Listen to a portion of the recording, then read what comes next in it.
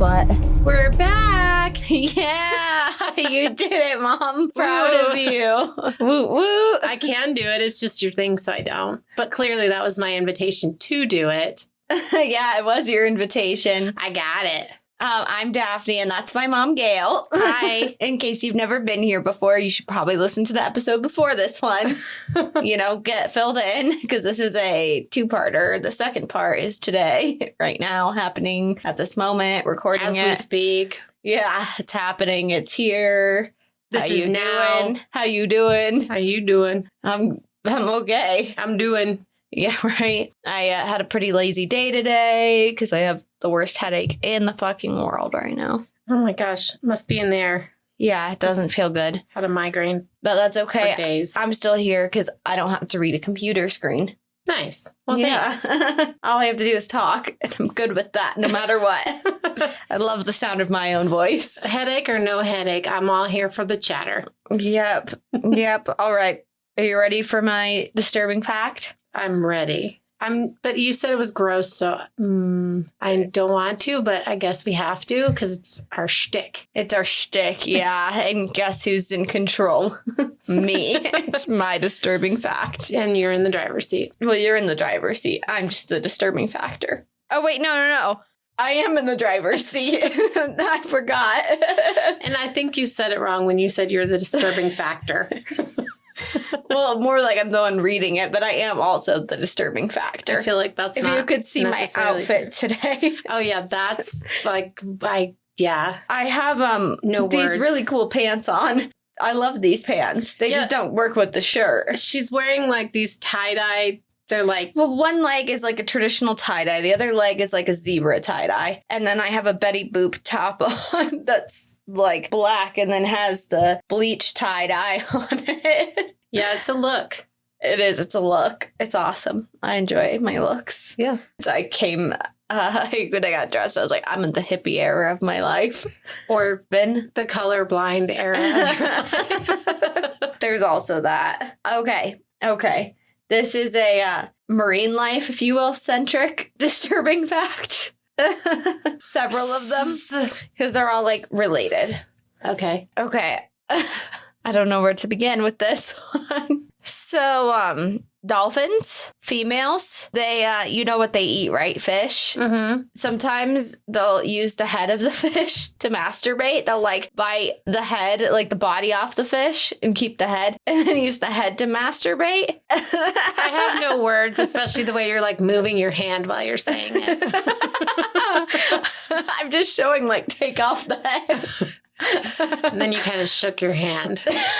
No, that's for what's next.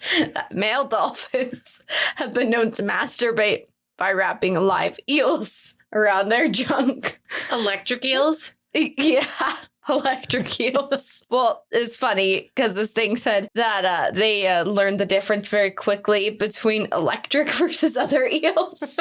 I'll bet they do. And it said that their penises are very prehensile. They're like tentacles almost. So that's how they like wrap everything around there. Yeah, just stew on that one. Yeah, this is such an awkward conversation to be listening to that you're having with yourself. I think it's funny. Yeah. And then that dolphins are like basically the humans of the ocean, considering that, they know how to masturbate. And they get so depressed when they're humans, if they like get attached to a human and their human doesn't come back, that sometimes they drown themselves to death. Aw. Yeah. That's really sad. It's really sad. What do you think? That's my disturbing facts. Well, that was educational and interesting and then depressing. So and thanks. Disturbing. Yeah. It was all wrapped up into one. It became disturbing. Yeah, that's why I said to you, I like looked at you and I giggled. I was like, it's going to be disturbing. It sure was. All right, Mama, get into part 2. Okay, this is part 2 of the Tyneside Strangler. So if you didn't listen to the first part, you should do that before you listen to the second part. But whatever, I also noticed on our Sid and Nancy episode that like the first one has a ton of listens and the second one doesn't have hardly any. So I guess nobody really gives a shit about the second part. It was like backwards for the Samuel Little, though. It was like parts 2 and 3 had more listens than part 1 than part 1. Whatever. So it's like, what are you doing? Just start in the middle. In the beginning middle. The beginning middle. Yeah, exactly. So anyway, yeah, you should listen to part 1 before you listen to part 2. But if you don't, whatever. It's on you. You do you. You do you, boo-boo. Yeah, exactly. So where we left you last week, Mary and Norma had just been sentenced. Mary was sentenced. She was found guilty of manslaughter for the 2 counts of Brian and Martin. Which is such bullshit that it's manslaughter. I don't know if it's different in the UK than it is here, like our definition of manslaughter. But I don't know that there was premeditation to it, but it definitely sounds like she purposefully, maliciously had the intent to murder. Well, and it was that diminished responsibility or something. I can't remember what they called it, but basically, like, her mental capacity wasn't really there to have thought it out or planned it out or whatever. And then Norma, the girl that was with her on the second murder, her accomplice on Brian Howe's murder, got off on everything, but she got 3 years of probation for vandalism of the nursery school that they vandalized. And then she was placed under psychiatric care during her probation. So anyway, that's where we left you off. And so now we're going to pick it back up again.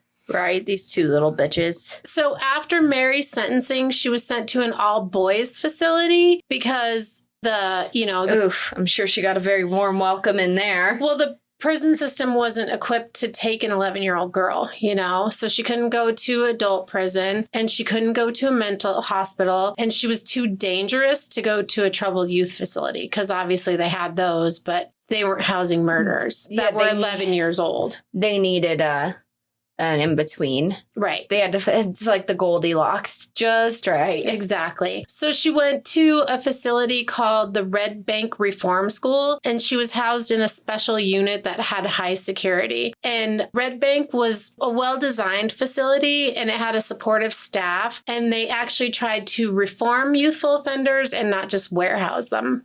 Well, that's good. Yeah, it was good. So the program was run by a man named James Dixon, who was a former Navy man, who was known for sailor. Who was known for his strong moral influence. The structure and discipline that Mr. Dixon provided was just what Mary needed, because obviously she's fucked up and doesn't have that in her life. Exactly. Which could also, I'm sure, perhaps be partly attributed to what the fuck went wrong with her. Yes, exactly. Of course, at first she was averse to this kind of structure and discipline because she wasn't used to it. But eventually she came to respect and actually even loved Mr. Dixon. He was kind of a father figure for her. And the only father figure that she had known was Billy Bell, who loved Mary and treated her well. But also, he was a career criminal, so obviously he's not like the ideal role model. And in 1969, he was imprisoned for armed robbery, and that was the end of him being able to visit Mary, because remember, she went in 1968. Yeah. So, like a year or less later, whatever, that he went away for armed robbery. Well, that sucks. Yeah, it does suck. His life decisions. It does suck. And for Mary, that, she lost out on the only person that was a father figure to her. Yeah. Besides her new father figure. The better versus the lesser of the role models. Yeah, exactly. Betty started to visit Mary at Red Bank, and Betty's her mom, right? And Betty would wear lingerie under her clothes or just smuggle in lingerie, and she would have Mary put it on, and she would take pictures of her to sell to the tabloids. She also had Mary write letters and poems that she could also sell to the press. So, what the fuck? Yeah, exactly. So she's exploiting the entire situation for her own gain. Exactly. Solid parenting skills there. Yep. After Betty's visits, Mary would often become agitated and act out aggressively, and she would tell the staff that she didn't want her mother to visit anymore. Then after a short time, she would want to see her again because, it's that classic abuse, like your abuser's the only one that that loves you or that you love or whatever. It's that thing. So the staff at Red Bank came to hate Betty's visits, and they always seemed to set Mary's progress backwards. And on one occasion, Betty actually told the staff not to leave her alone with Mary because she would rather kill her than see her in prison. What the fuck? Right? So, yeah, she's a little bit of a loon. Yeah, no shit about that. Exactly. Red Bank had a philosophy of focusing on the present, and according to the Red Bank way of thinking, dwelling on the past and past experiences were detrimental. So therefore, Mary, during her time at Red Barn, her upbringing and the murders she carried out were not addressed. Psychiatrists thought that Mary was blocking out her troubled past, and she had a series of counselors who mostly really didn't get to know her at all because she was just so closed off, you know? Well, I'm sure. I mean, I have zero sympathy for her, right? I have sympathy for the way she was brought up. I don't have sympathy for the way that she was, you know. For what she did. For what she did, yeah. For how she went about her own troubles. Right. But I do. I don't know. I don't know where I'm getting at here.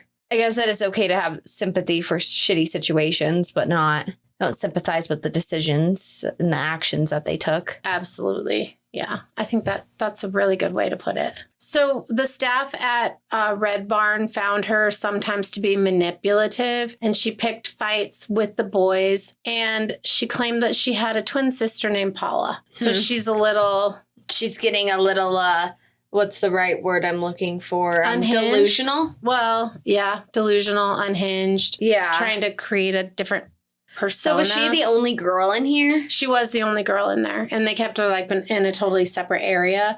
Yeah, that's what you said, that she was in like a high security area. But it's a reform school, so there's literal actual school. They're attending school, they're learning to do things, they're learning to get along with others, they're doing all these things. So she's interacting with the boys like during the day. Okay. Yeah. So that's how So she's not totally in solitary. No, not at all. Not at all. Because she's in school and like, you know, learning to be a human being. Yeah, and apparently picking on the guys. Yeah. Well, because she's angry. She's an angry little girl. Yeah. She's got issues. It's very sad. It is sad. Eventually, being at Red Bank really helped Mary. She did well in her studies, and her behavior greatly improved under the love and support of Mr. Dixon and his wife, who really took her under their wing. They saw something in Mary other than a murderer. The Dixons sometimes would take Mary into their home on the weekends and holidays, and they really treated her like a daughter. That's really nice. I'm surprised that they weren't fearful when she went to their home. Did they have other kids? Did it say anything about this? It didn't say anything about it, but I got the impression from what I read that they were an older couple because he was a retired Navy guy.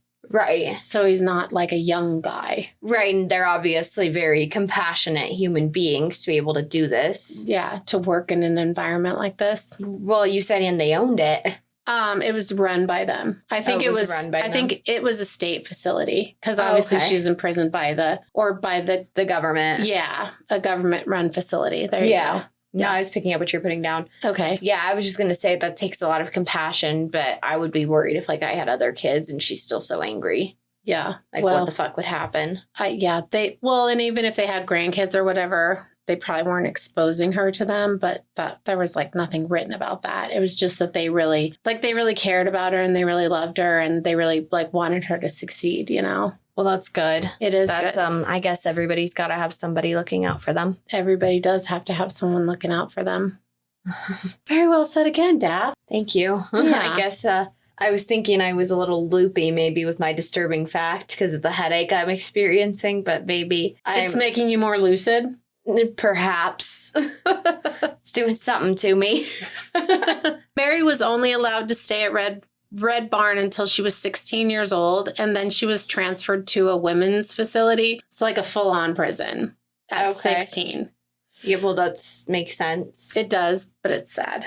It is sad, but I mean... Yeah, but she killed two... Yeah, I was going to say, if you don't want to do the time, don't do the crime. Exactly. The Dixons tried to fight for Mary. They talked about her progress that she made while she was at Red Barn and how well she was doing with her studies. And like, she's a bright, intelligent young woman and like, she should be nurtured and not just tossed into this justice system facility, prison. That's basically just a warehouse.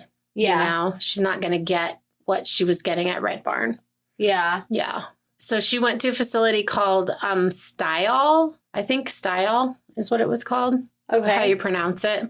I'm like, you're looking at me and I can't see it. You're I doing know, I the thing do to the me thing that that I you- do to you. Right? Like she's looking at me with the eyes of, did I say that Did right? Did I? I? And Yeah. she's like looking at her page at the same time. And I'm like, I don't know. I can't see it. Oh, It's a little different since we switched to computers to do our notes on. So that way we weren't printing everything all the time. And so now we can't look over each other's shoulders to see what we're doing. Well, it's more efficient anyway to do it Yeah. on the laptop. It is, absolutely. Because in those moments where we go, I need to Google this. Yeah. And you just pause the show and Google real quick and we be right back on the air. That's right.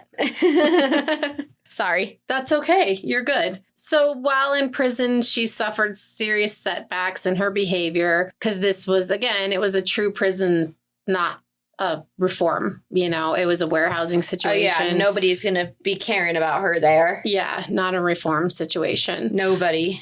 She was a rebellious prisoner and was in trouble a lot. She turned into a true, quote, in her words, con, in order to survive the hierarchy of prison. And she became butch. She even put a sock in her pants to replicate a penis and making herself up like she had stubble on her face Why? because she wanted to have like a girlfriend to protect her. Oh. So like being in a relationship in prison, then you're not like getting passed around. So that Oh. way she could be in a relationship with someone. But she took on the role of the male. That's weird. It's That's a little- odd. I was going to ask you if she was the youngest girl in there. Do you know? I have no idea. No idea. I didn't look that up. This was a lot. Like doing this research on this one was a lot. And there's a lot of I've never information. heard anything you're talking about in this episode. So yeah, I've heard, she killed 2 boys and then That's it. that like eventually, what happens in her life. I mean, not any of this, but like the later down the road stuff, which I'm sure you're going to get to. I will get to it. Yeah, so I won't spoil that. But like that's the extent of what I've heard. Like she killed 2 kids and then finger popped her own asshole into the sunset. Yeah, basically.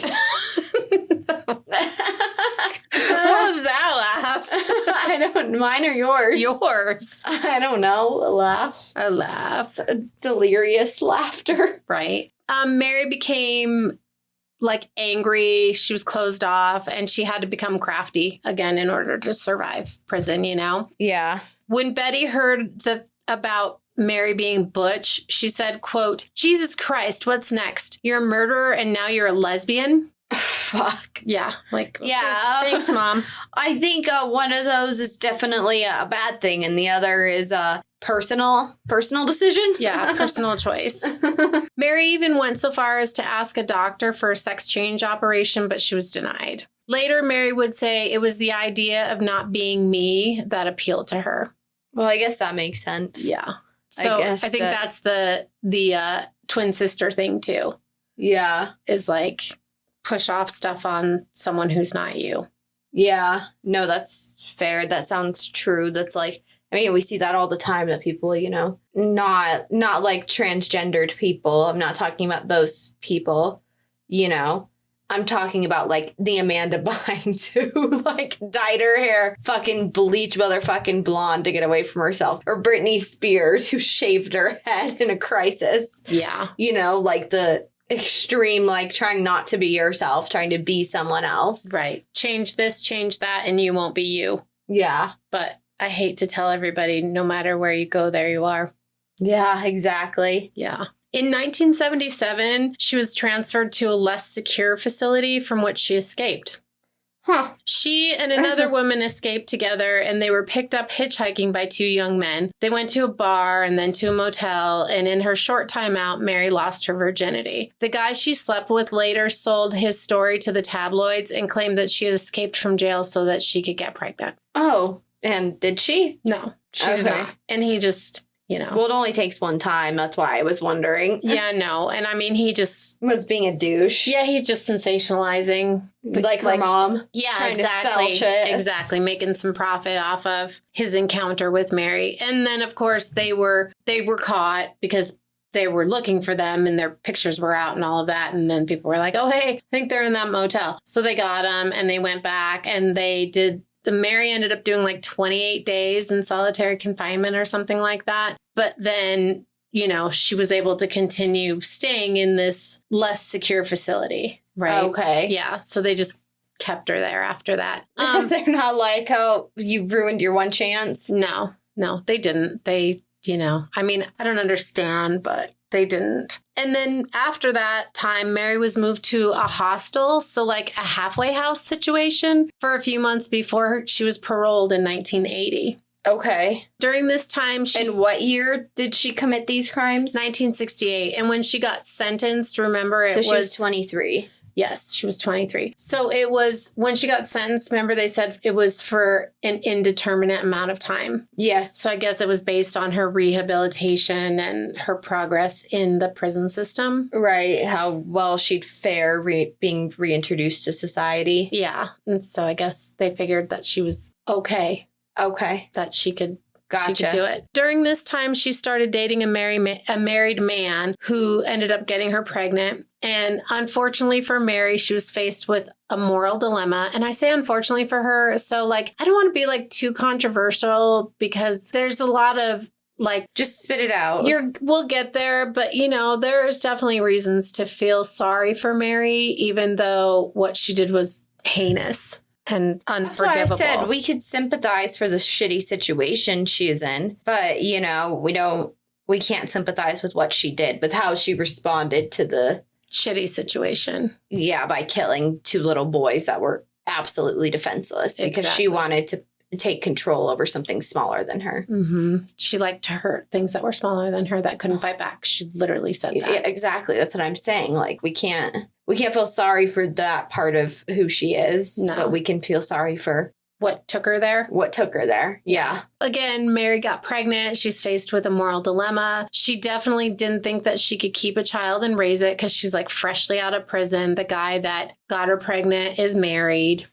So she's like, fuck, what am I going to do? So she ended up having an abortion. And she would later say that it was so hard to have the abortion. After 12 years in prison for killing 2 babies, the first thing I did when I got out was kill the baby inside me. She just felt like she didn't have any other choice, which probably she didn't. I mean, there's always adoption, but she did what she felt was necessary to do because there's definitely a difference between having a baby that people want to adopt or having a baby that you want that you can take care of versus like giving birth to an orphan.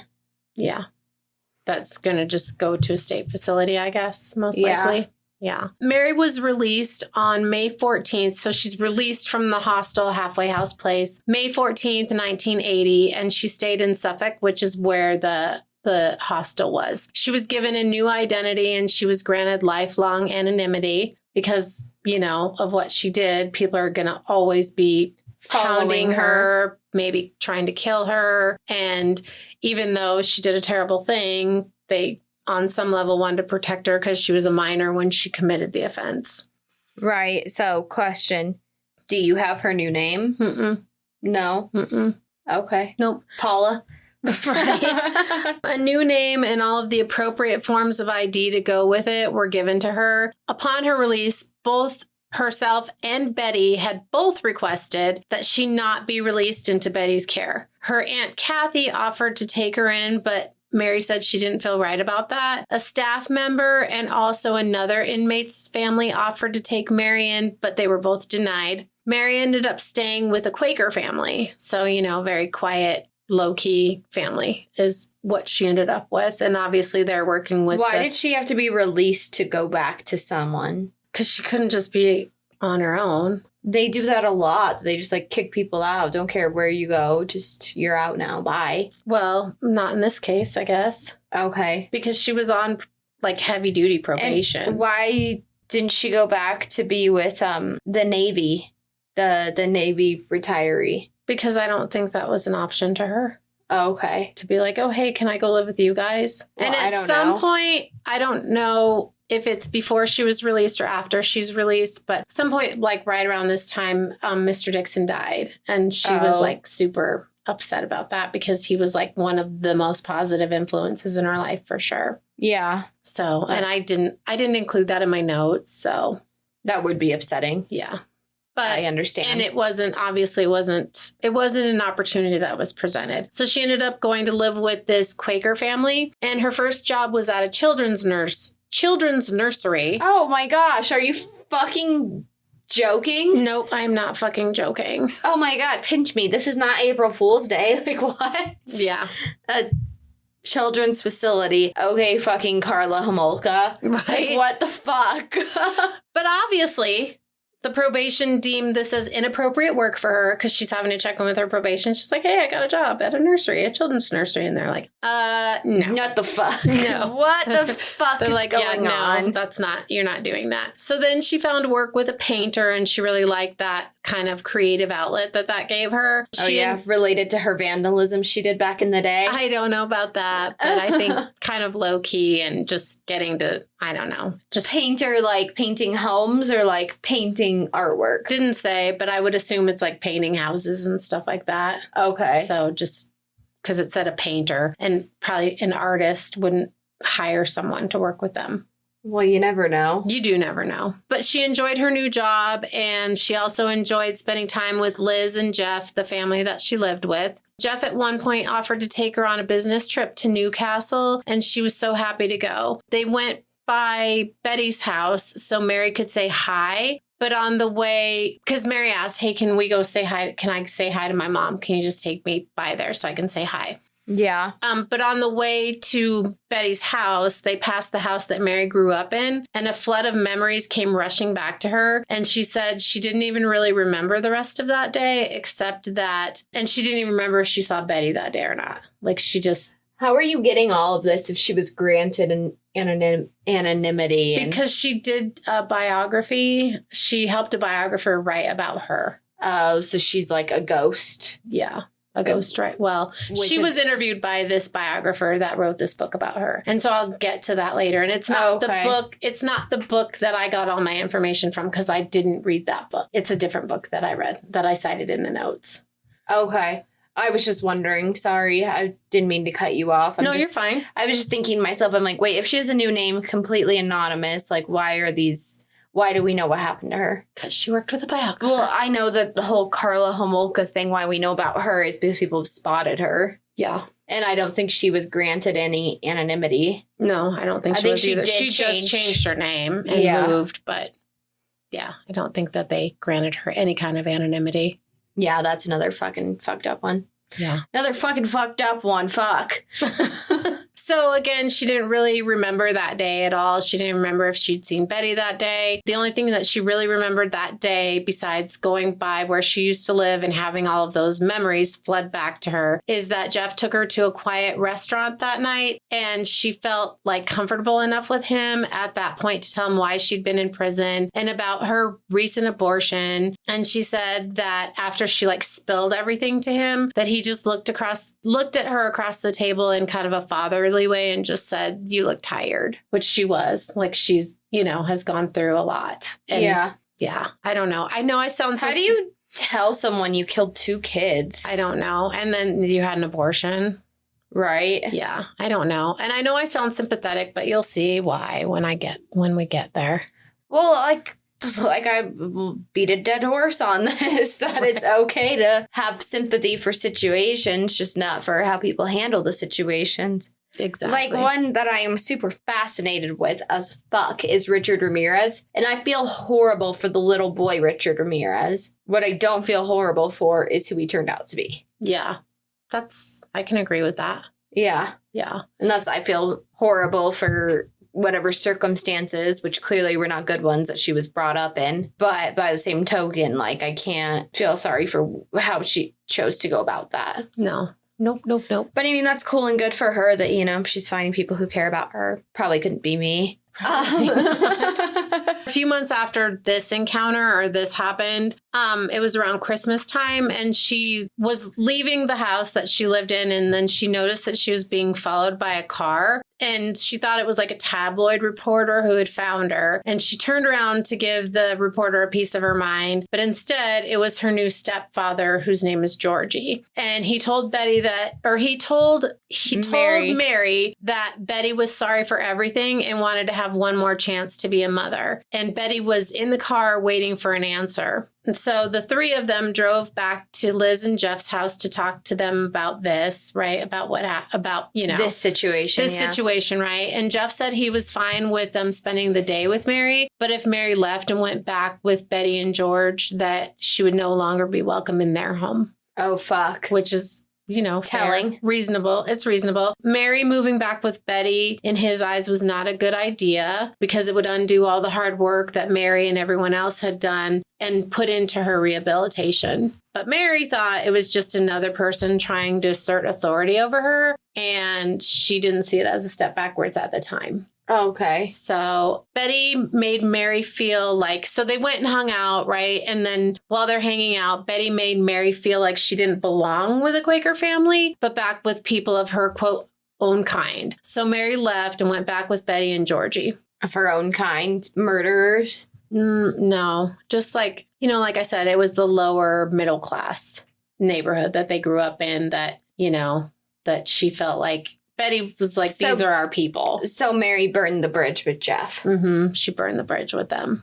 Okay. Betty was an alcoholic and she's also a pill popper, and she spent most of her time totally intoxicated. During the time that Mary was with Betty from about Christmas until New Year's, Mary spent most of that time herself at the bars, and she was intoxicated right along with Betty. She'd take pills and stuff, but she was drinking. And Betty would introduce Mary to everybody as her cousin. And what the fuck? Right. Well, because, she's anonymity and all of that. So she could be like, this is my daughter. But it's also a distancing thing. Right. That's what I'm thinking. My brain wasn't like the anonymity thing. My thing was like that she doesn't want to like claim that that's her kid. Well, I think that's more it. Is that it's a distancing thing, like distancing her from, because she doesn't have to say it's my daughter Mary that killed someone. Or killed two kids. It's my daughter Ruby. Right. It's my daughter Paula. Right, exactly. So Mary decided that if she didn't get out of that situation, she wouldn't be able to get out. So she went to her probation officer to find a new place to live, and she found a new place to live, and she was in and out of waitressing jobs. And during the time that she was in and out of these waitressing jobs, she met someone who encouraged her to go to school and to make something of herself so she could have a better chance at stable employment and a better life, because this person recognized that she's smart. She is a smart girl, a smart woman. Like everybody said that about her from the beginning, that she was smart. Well, yeah, that's why they also said she was manipulative and all those things too. Right. That is true. Mary applied for a grant, and she was given enough money in the grant money to attend class and to also live on campus and not to have to work, just focus on school. So she was taking classes in psychology, philosophy, and English literature, and her goal was to become a teacher. Fuck. Why? Why does she want to do these things? Is she trying to like repent for her own sins? Like, fuck. Maybe. Why is it that she's like, I want to work at a nursery, but you just killed 2 kids. I want to be a teacher, but you killed 2 kids. Yeah. Like, what the fuck? I don't know. I can't answer those questions.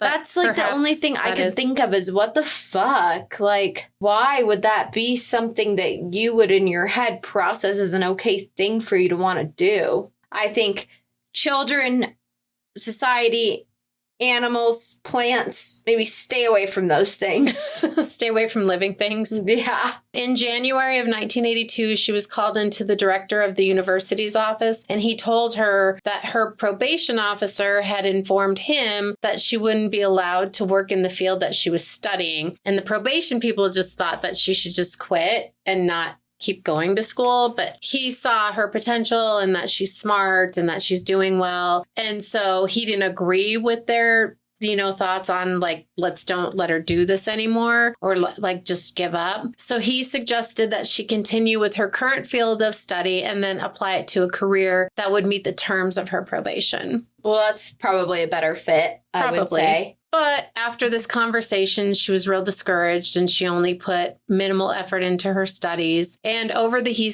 Easter holidays, she went to Betty and Georgie's, where Betty told her she didn't belong at the university. She belonged with people like her. So again, like, no, don't make yourself better. Don't, Right. Betty had Just come be a piece of shit like me. Yeah. Betty had always held contempt for the upper and middle class, even though the life that Georgie was currently providing her with was middle class. Like, they were doing well. They had a nice place. Yeah. Like, yeah. It was whatever. She just held resentment for that. Yeah, she does a whack job and she wants to keep her kid down. You know, Yeah. Mary went back to the university and she packed up her things and then she left and she went back to live with Betty and Georgie. After Mary left the university, she met two people who would change her life forever. A younger man who, for the story's purposes, was known as Rob. It's obviously not his real name because they said that he was known as Rob. And she got a new probation officer whose name was Pat Royston. Pat had looked over Mary's record before taking over her case, and she was hoping to gain insight into Mary, but she only found notes that contained information about bedwetting and Mary being a drama queen. And when she met Mary in person, she saw someone who had very low self-esteem, who was socially awkward, isolated, fatalistic, and self-defeating.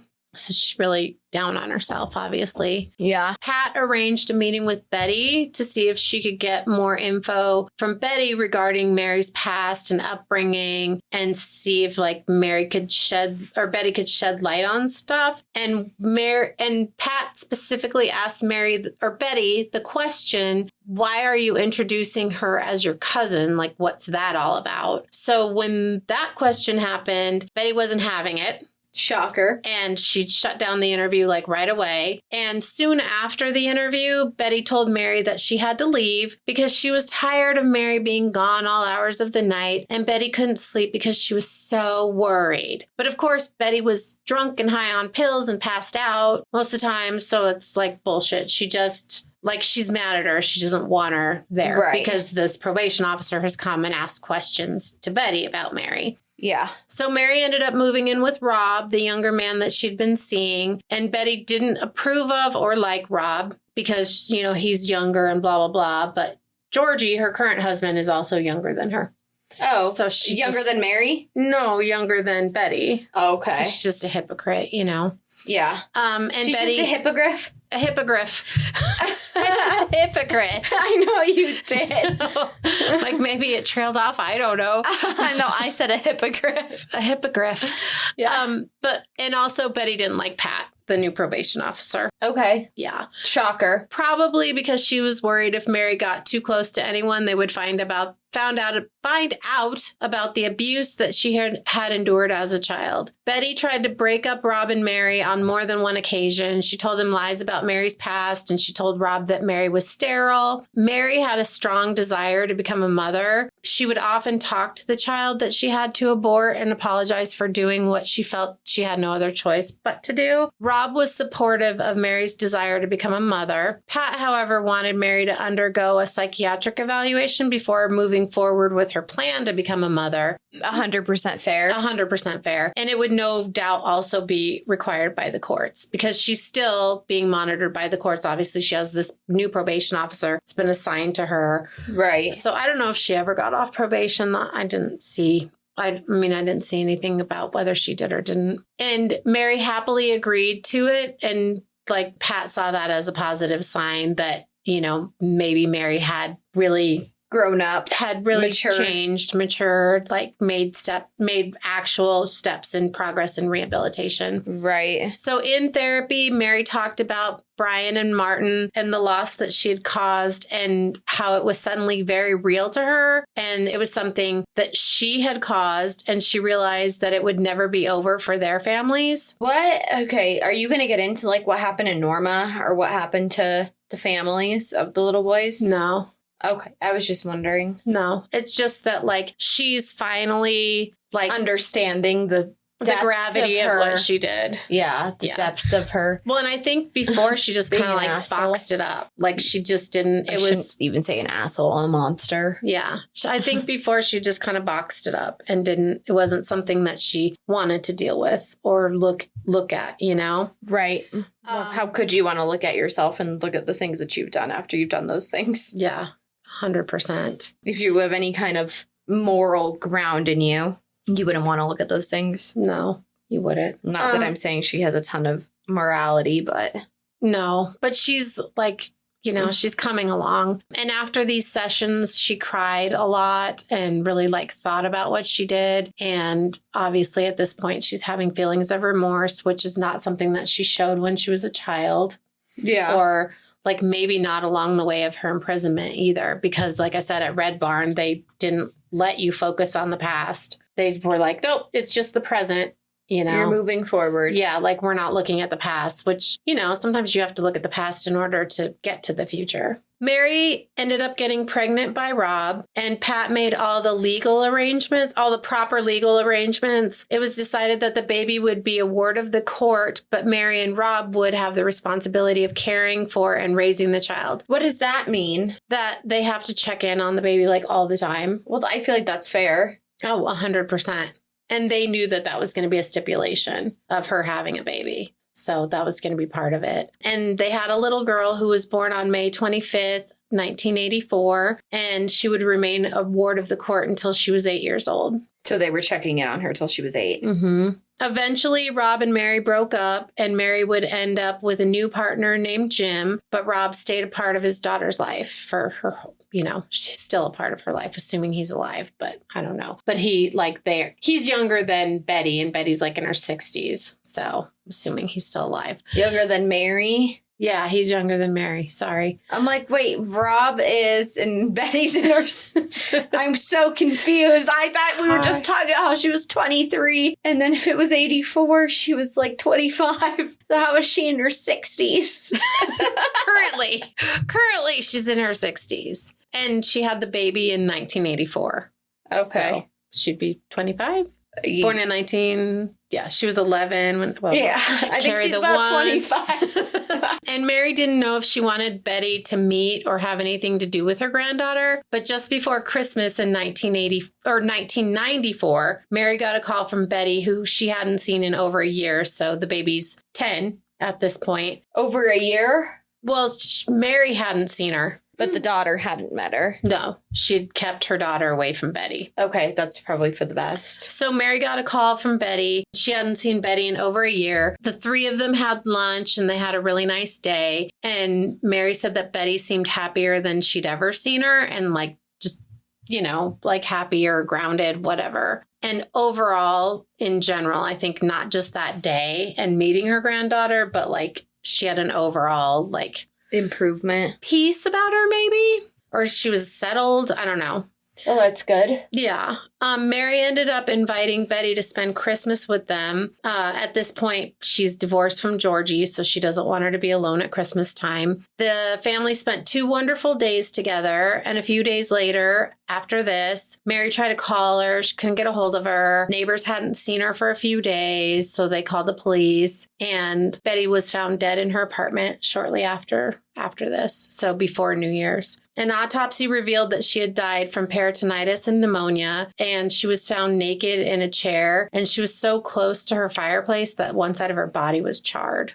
Oh, so she died while she was sitting there. Nobody was smelling fucking skin burning? I guess not. But not burning, but just I don't know. Or the smell of your hair? Yeah, I guess not. Evidence showed that Betty had woken in the middle of the night and stripped the sheets off of her bed. And they don't know if it was urine, vomit, sweat, because she's sick, real sick. And she went into the bathroom and took off the nightgown she was wearing. And she cleaned herself up. And then she went and sat next to the fireplace in the chair. And then that's where she died. And Mary thought that maybe she had committed suicide, but the police didn't think that was the case because there were fresh vegetables in the kitchen that were in a pot that were going to be prepared to be cooked. And Mary also thought that Betty knew that she was dying, and that's why she wanted to spend time with them and why she I don't know, is in a good place because she maybe wants to just leave things in an up instead of a down, and she knows she's dying, I think that's fair. I think it's fair also. When people die, they do those things. Yeah. When Mary's daughter was 14, the family was found by the press. And because of the lifelong anonymity that they were both given. So when Mary had the baby, the anonymity was extended to the baby. The courts moved them. And at this point, Mary wanted her daughter to know the truth about everything because obviously At 14. She hadn't told her, Yeah. Well, I'm not saying she's going to spill everything, but like all of a sudden you're 14 and the press is hounding you. Trust issues. The press is hounding you and you gotta like move and stuff. It's like, fuck. Yeah, we better have this conversation.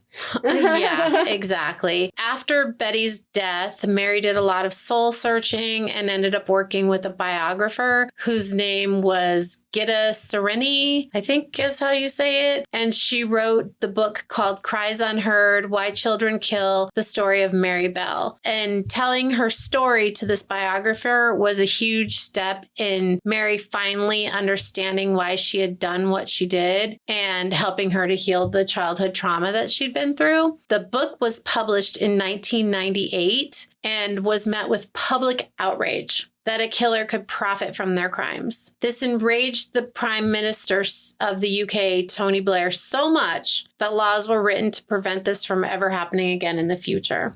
So is she still profiting from it? I would assume she is because the laws had to be moving forward, not going backward. Or maybe, I don't know. Right, if there's a clause. Yeah, I don't know. I didn't read the law. Mary said the intention of the book was twofold. One, to quote, set the record straight. And also she thought if she told her story, the media and the press would stop always searching for her and her family. However, it did the opposite, and it just renewed interest in the Mary Bell case. And reporters ended up descending on their house, and they were forced to leave with blankets over their heads, hiding from cameras and shouts from the media. And so again, they're like uprooted. Yeah. But here's the story. Why wouldn't they just leave the UK? I don't know. I don't know why. Maybe there wasn't any kind of protection that they could get outside of obviously being in their own government where they're granted this level of protection. Yeah, I don't know. But, or, instead of like being within like England, go to Scotland or go to Wales or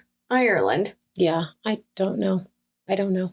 Okay, sorry, continue. No, that's okay. So here's how this happened. This is how Mary Bell got to be where Mary Bell was as a child. Mary's mother, Betty McCricket, was born in 1940 in Glasgow, Scotland. As a child, she was described as deeply religious, and she really liked religious things, in quotes. Her sister recalled that she liked to draw nuns and altars and graves and cemeteries. And according to family members, there was no abuse within her family or excessive punishments. But for some reason that's unknown or not understood by her family, she just started down a very dark path. When her father died, her sister Isa said, or Isa? It's I-S-A. How do you say that? Isa said that Betty became demented and she started throwing temper tantrums and she staged a drug overdose and she began a life of sex work. Okay. Mary, that'll do it to you. Mary Flora Bell was born May 26, 1957 in Northumberland. What's her birthday? May 26th. 1957? 1957. Betty was 17 at the time of Mary's birth, and when the nurses handed Mary to Betty after her birth, Betty said, quote, "Take that thing away from me." Oh, and do we know who her father is? It was unknown who Mary's father was, although there is one theory that I'll get into towards the end. Okay. Mary was very neglected as a baby and a child. She was constantly injured while she was alone with her mother. When Mary was about 2 or 3, her mother dropped her out of a first-floor window, and Mary suffered a concussion. Her childhood was also a roller coaster of abandonment and drug overdoses. When she was 1, she almost overdosed after eating pills that were hidden, quote, in a narrow nook. And people thought it was strange that a baby would eat the tart pills and also that a baby could get to the pills. Well, that's what I was thinking about the Tylenol thing in part 1, remember? With, what was it, Martin or was it Brian? It was Martin. Yeah, with Martin, the Tylenol bottle that was by him. Like, why would he be eating Tylenol? Right, aspirin. Doesn't taste like, aspirin, sorry. It doesn't taste like candy. It does not. It tastes disgusting. Right. Yeah, I don't know. I don't know. In 1960, Betty took Mary to an adoption agency, and then she just ended up selling her to a woman who was unable to adopt a child. Betty just handed Mary over to a complete stranger for money. Excellent. And a very Charlie Manson mother. Her sister Issa was suspicious of Betty's actions that day, and she followed her, and she was able to track down the woman and get Mary back. That is literally like a fucking what's the word I'm looking for?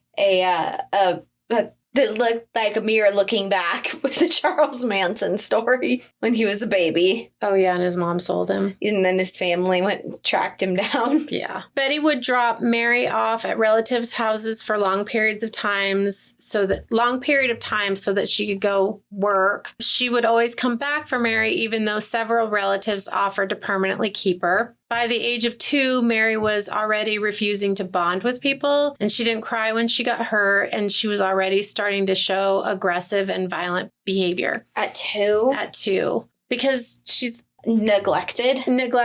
She's had a drug overdose. She's been dropped out of a fucking window. Yeah, Betty probably should have just left her at one of the relatives. She should have. When she was 3, she was found eating little blue pills that were mixed in with candy that her Aunt Kathy had given her. And Betty said she must have taken them out of her purse. What the fuck? Yeah. After this event, Betty's sister Kathy and her husband offered to adopt Mary, but Betty refused. And soon after that, she broke ties with her family. Do we think that Betty's trying to poison her? She's trying to kill her? Mm-hmm. Is that what's going on here? Yeah. Well, I'm getting to that. Okay, sorry. No, it's okay. Because she's like, oh, she must have just grabbed them out of the bag. Yeah, oops. And a 1-year-old baby also got pills out of a narrow nook that was kind of high up. So yeah, make it make sense. Yeah, exactly. The most serious overdose came when Mary swallowed a bunch of iron pills. She lost consciousness and had to have her stomach pumped. Mary, as well as the playmate she was with at the time, said that Betty had given her the, quote, Smarties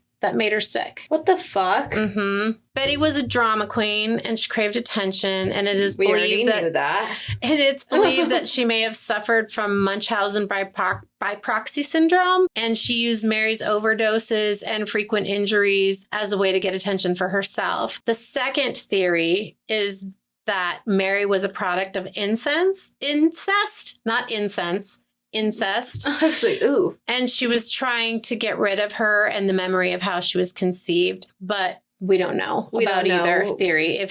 We don't know. We don't know what the truth is there. Okay. So we just know that her mom is super fucked up. Yeah, clearly. And I mean, you didn't even have to say your mom's an attention whore. We already learned about that earlier in this episode and last episode when she's showing up in the courtroom making a scene, and then when she's bringing her kid lingerie to put on and telling her to pose for pictures. Mm-hmm. What the fuck? What the fuck?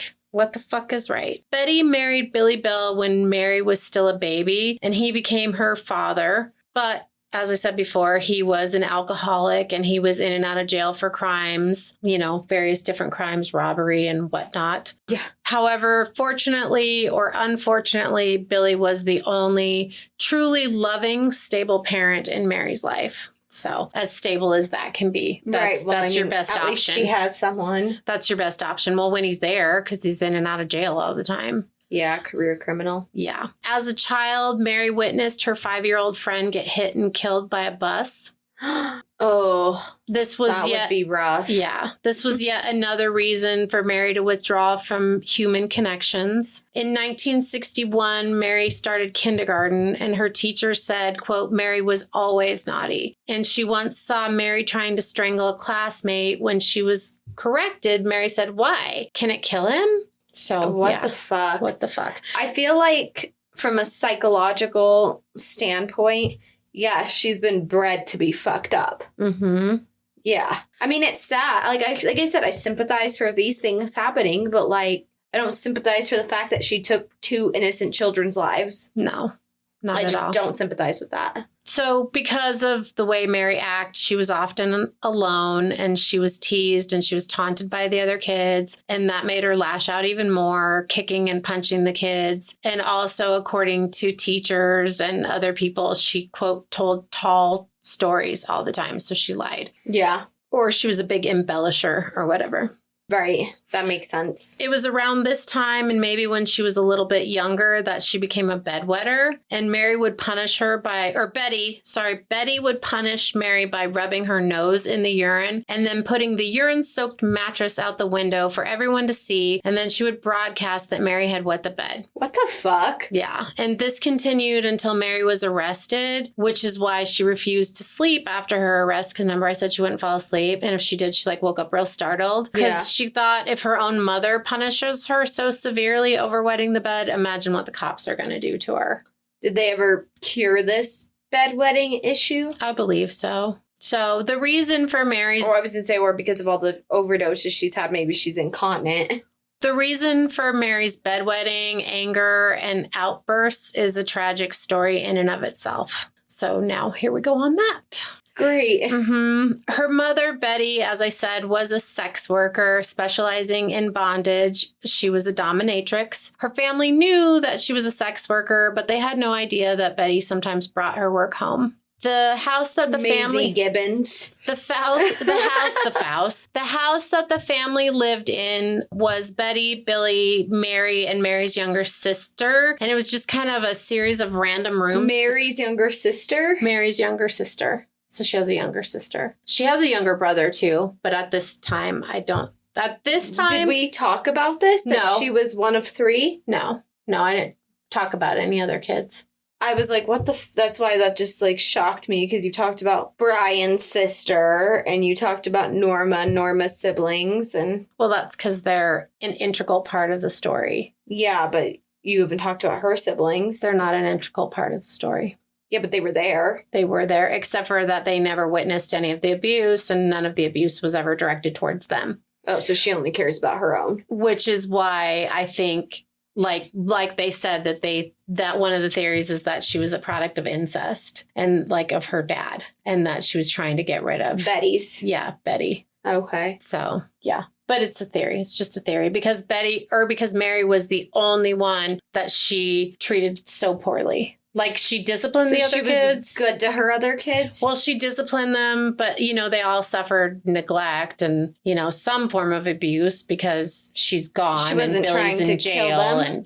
But she wasn't trying to kill them. She kept trying to do with Mary. I mean, Mary definitely got the worst of it. Let's just say that. So anyway, the house is kind of a mishmash series of just random rooms. And they had set up the living room as a bedroom that the entire family shared. So the whole family's in the living room as this big bedroom. And the rest of the house is just these random rooms, right? That's weird. It's weird. When Mary was just 4 years old, she remembered her mother pulling her into a room that was covered pretty much floor to ceiling with rosaries and crucifixes. And this was the first time that, and trigger warning, real serious trigger warning here for child abuse and sexual abuse and real bad shit. This was the first time that Mary had ever seen a naked man, and she had no idea what was to come, but she was really scared. And her mother whispered in her ear, "It's okay. No one is going to get hurt." Then her mother stripped her naked and held her down forcibly. Using something that Mary could only describe vaguely was a device that was used to hold her mouth open while the man masturbated and ejaculated into her mouth. And she's fucking 4 years old. What the fuck? And her mother whispered in her ear to be a good girl and swallow. And Mary was unable to stop herself from vomiting and crying. And what sick and twisted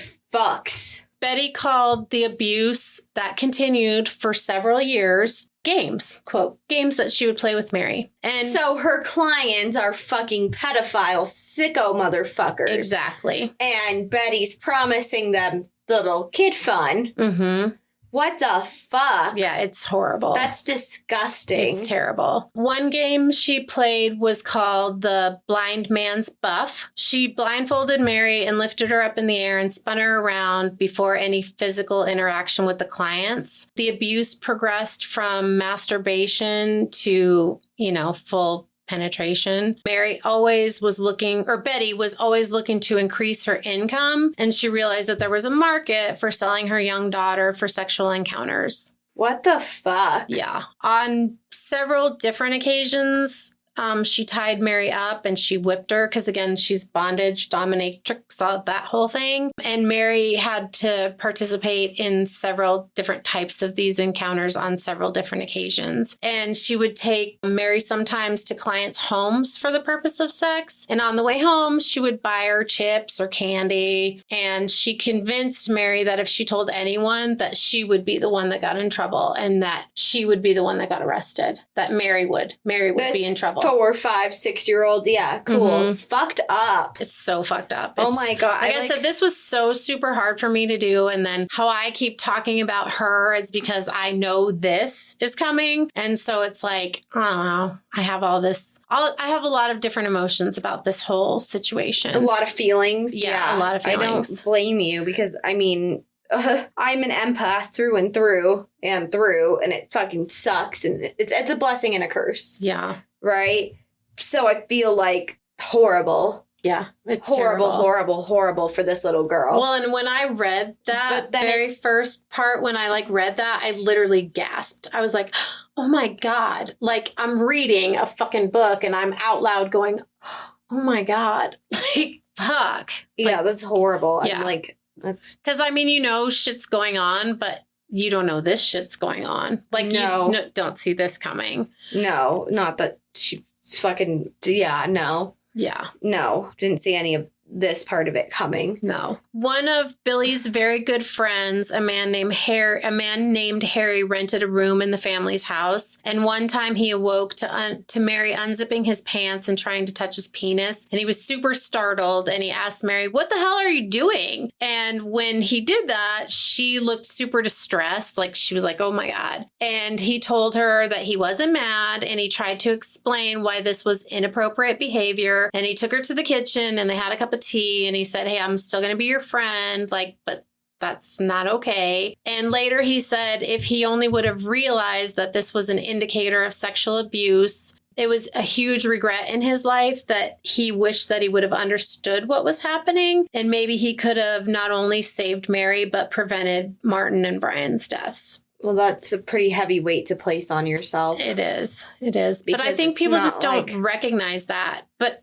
I mean, if a kid does that, something's going on. That's Like- not normal kid behavior. That's not normal kid behavior in No. the slightest. Mary learned the connection between sex and money, and she began hustling herself. She started getting into cars with men when she was about 8 years old. And she knew that what the men did to her was something that they wanted to keep a secret and that they would give her money to keep quiet. And if the men refused to pay what Mary wanted them to pay, she would tell them that her uncle was around the corner and she would go tell him what they had just done to her. And Mary enjoyed watching the men squirm, and she enjoyed the power that she held over them after that happened, Well, yeah, I would say that would probably be the only thing about it that you could leverage, that would be the only part of it that, she's been exposed to all of this, so she might as well fucking hustle her way through it. Right. Because And she's been exposed to all this fucked upness. well, and She might as well be able to go buy her own fucking chips in a Barbie. Yeah,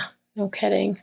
So they asked her Fuck. if Betty knew that she was doing this, because all of this is coming out as she's an adult. Like, none of this is coming out as a child. Right. This is through obviously. therapy as an adult that she's getting to all. Because the biographer that she worked with, that was biographer, therapist, like, It was a whole team. it was a whole thing mental happening. health. Yeah, exactly. And they asked her if she knew, or if Betty knew that she was doing it. And Mary was like, no, because if she knew I was doing it, then she would have wanted the money that I was getting. And like, that was my money. I was earning that money. Right. That was what I was thinking, is that, like, her mom's already fucked her up enough that if, she can have some kind of leverage her own money. Yeah. God, it's so fucked up. It's horrible. And I don't mean to say that in like a, that kind of a way that I feel like it might have come off. But like, yeah, obviously Betty didn't know, she's making her she exposed her to this world.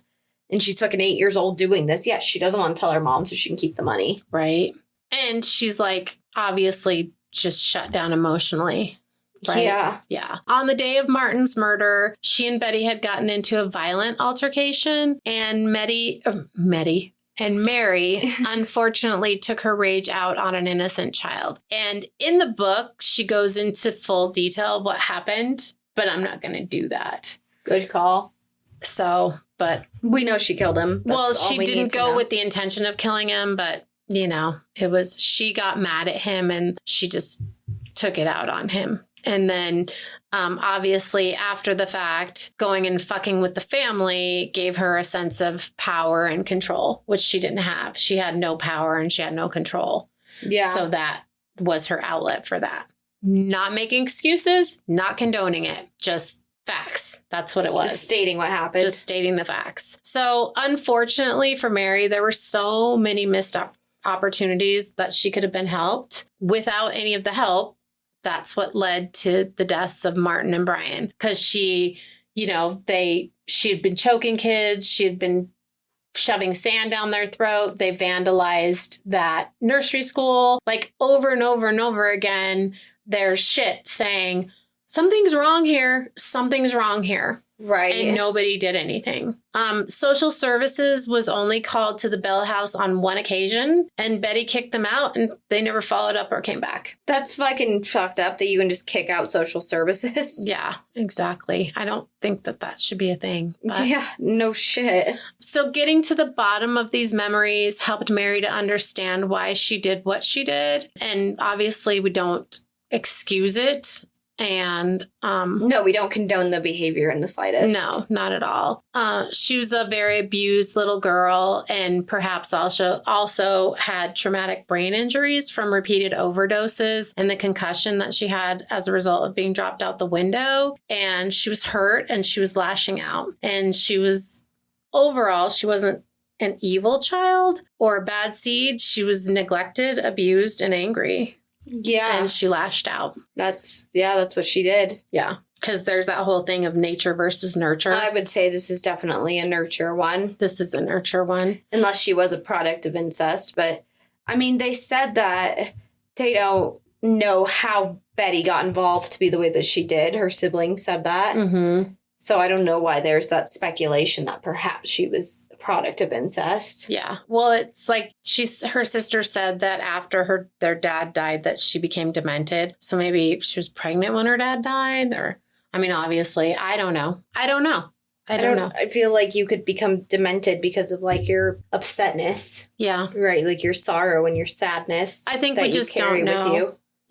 We don't know. All we know for sure is that she was abused and she was neglected. Yeah. And as a result of that, she became a murderer. Well, no, that's what I'm saying. The nature versus nurture argument. This is obviously the nurture argument. Yeah, 100%. To this day, Mary has never reoffended and she's shown true remorse for her crimes. And she understands that the loss that she is responsible for and the void she created in the lives of everyone who knew and loved Martin and Brian. And like she gets the gravity of that, right? And she knows that no apologies will ever be enough for the heartbreak that she's caused. And by all accounts, she's a good mother and her daughter had a baby and she's a good grandmother. And yeah, the story is a fucking tragedy all the way around from the beginning to the end. And I hated reading it and I hated researching it. But once I started it, because like I said, I thought I knew it and it would be quick. And I really thought she's just a bad seed. She's an evil child. Like that was my thought in the beginning. But once I started reading it and learning what was going on and researching the whole thing and putting all the pieces together, I thought that it was important to tell the whole entire story. And maybe by me telling this story, it will help somebody to recognize maybe if this is going on with a child that they know. Right. Recognize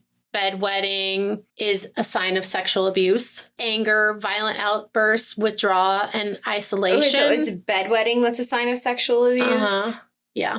It's a sign of trauma. So, but all of those things, are no matter whether it's sexual abuse or just abuse, and I don't say just abuse lightly, but sexual abuse or otherwise abuse, something bad is happening in that kid's world if these things are going on. Yeah.